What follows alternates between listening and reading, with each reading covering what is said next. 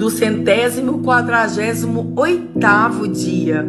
Eclesiastes 7. O nome limpo vale mais do que o perfume mais caro, e o dia da morte é melhor do que o dia do nascimento. É melhor ir a uma casa onde há luto do que ir a uma casa onde há festa, pois onde há luto, lembramos que um dia também vamos morrer. E os vivos nunca devem esquecer disso. A tristeza é melhor do que o riso, pois a tristeza faz o rosto ficar abatido, mas torna o coração compreensivo. Quem só pensa em se divertir é tolo. Quem é sábio pensa também na morte. É melhor ouvir a repreensão de um sábio do que escutar elogios de um tolo. A risada dos tolos é como os estalos de uns espinhos no fogo. Não quer dizer nada. Quando o sábio usa violência, ele se torna tolo. Quem aceita suborno estraga o seu caráter. O fim de uma coisa vale mais do que o seu começo. A pessoa paciente é melhor do que a orgulhosa. Controle sempre o seu gênio. É tolice alimentar o ódio. Nunca pergunte: por que será que antigamente tudo era melhor? Essa pergunta não é inteligente. Todos neste mundo devem ser sábios.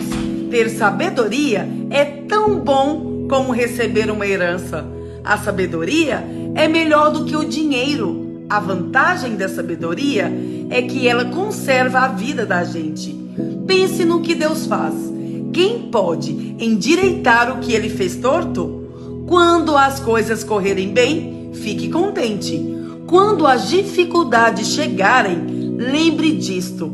É Deus quem manda tanto a felicidade como as dificuldades. E a gente nunca sabe o que vai acontecer amanhã.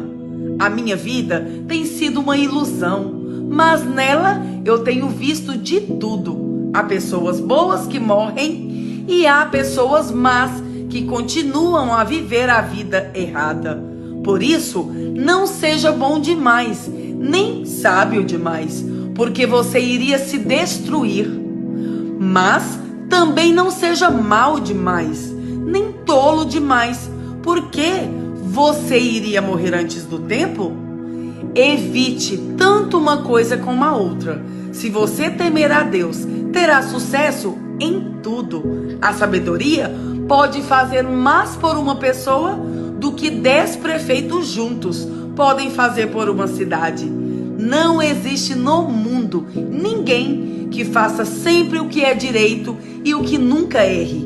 Não fique escutando tudo o que os outros dizem, pois poderá ouvir o seu empregado falar mal de você. E você sabe muito bem que muitas vezes você mesmo tem falado mal dos outros. Eu usei a minha sabedoria para examinar tudo isso. Estava resolvido a ser sábio, mas não conseguia alcançar a sabedoria. Como é que alguém pode descobrir o sentido das coisas que acontecem?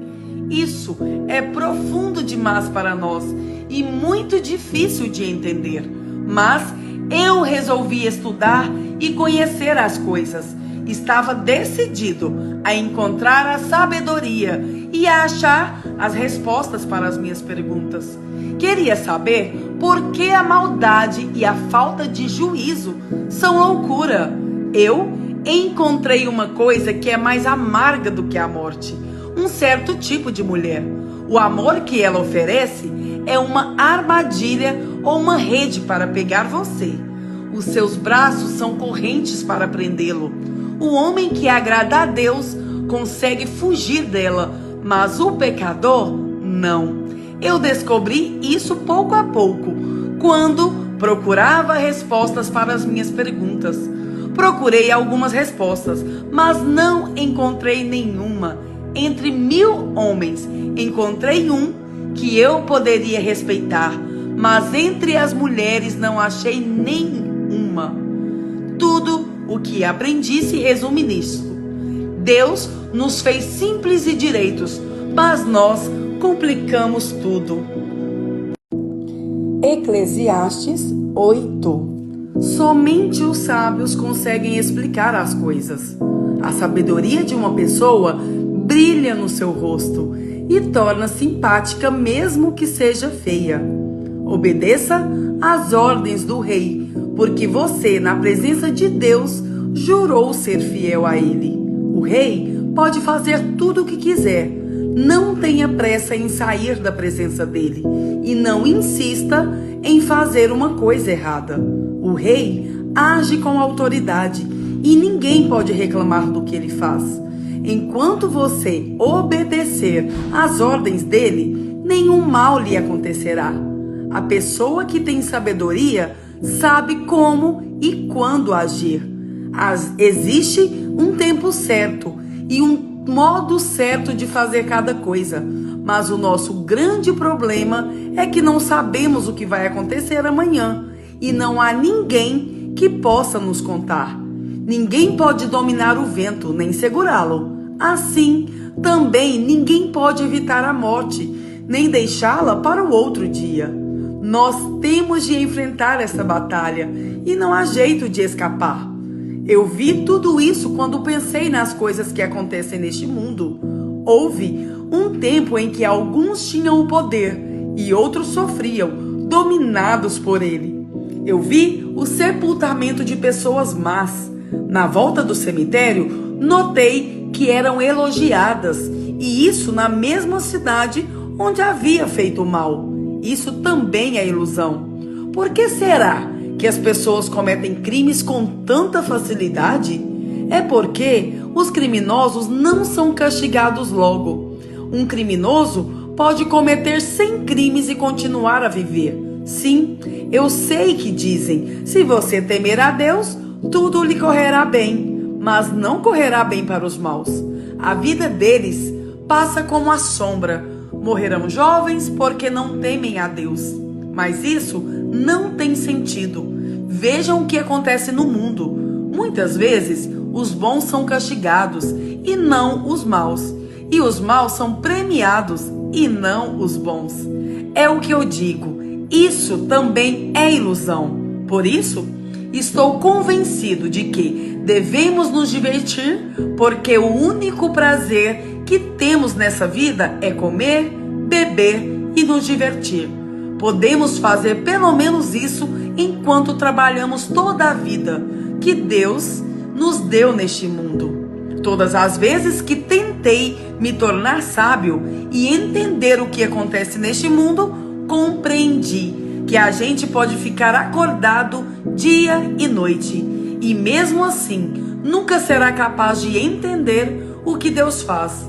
Por mais que a gente se esforce, nunca entende. Os sábios podem dizer que conseguem compreender, mas na verdade eles também não entendem. 1 Coríntios 5. Agora estão dizendo que há entre vocês uma imoralidade sexual tão grande que nem mesmo os pagãos seriam capazes de praticar. Fiquei sabendo que certo homem está tendo relações com a própria madrasta.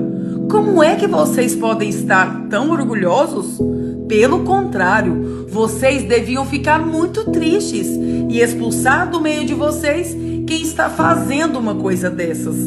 Quanto a mim, ainda que não esteja presente aí pessoalmente, estou com vocês em espírito e agindo como se eu tivesse aí, já julguei pela autoridade do nosso Senhor Jesus, o homem que está fazendo essa coisa horrível. Quando vocês se reunirem, estarei com vocês em espírito. Então, pelo poder do nosso Senhor Jesus, que estará presente conosco, entreguem esse homem a Satanás, para que o seu corpo seja destruído, mas o seu espírito seja salvo no dia do Senhor. Não está certo que vocês estejam orgulhosos.